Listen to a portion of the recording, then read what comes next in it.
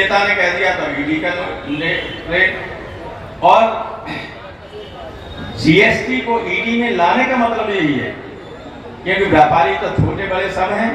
Entry करने में गलती हो गई किसी से और किसी ने शिकायत कर दी तो ईडी किसी व्यापारी को कभी भी बिना कहे, बिना पूछे, बिना नोटिस के घर में घुस के पकड़ लेता।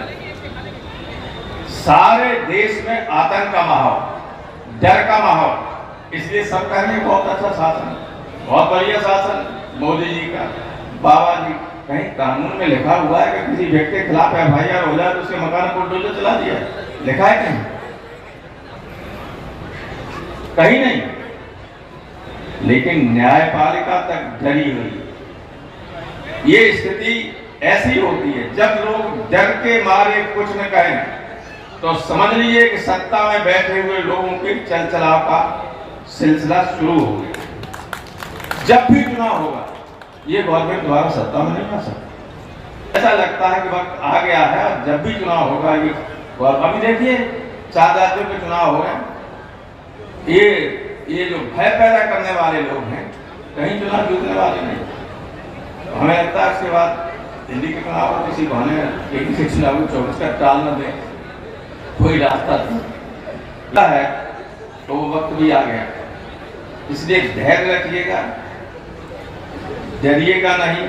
जब बटन दबाने का मौका मिले तो अपनी अंतरात्मा के हिसाब से वोट कर देना। आतताई लोग सत्ता से बाहर चले जाएंगे। इनके पास से अगर धर्म की बात करते हो तो हिंदू धर्म से ज्यादा सहिष्णु सहनशील कोई धर्म नहीं है। कहीं हमारा धर्म कहता है कि किसी को मारिए, इसे कहते हैं,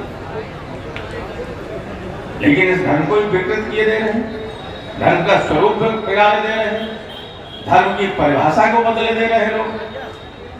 ये सनातन धर्म इनके हिसाब से मान लिया जाएगा तो फिर तो 1% लोग इस सनातन धर्म से नहीं है और सब गैर सनातनी हो जाएंगे। ऐसी ऐसी इनकी परिभाषाएं हैं।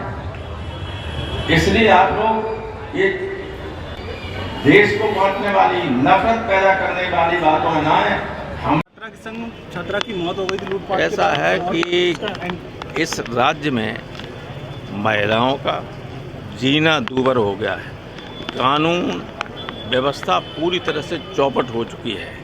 कुछ लोगों को, केवल उत्तर प्रदेश के मुख्यमंत्री को कुछ अधिकारी जो घेरे हुए हैं वो लगातार गलत सूचनाएं देते हैं, उनको असलियत तक जाने ही नहीं देते हैं।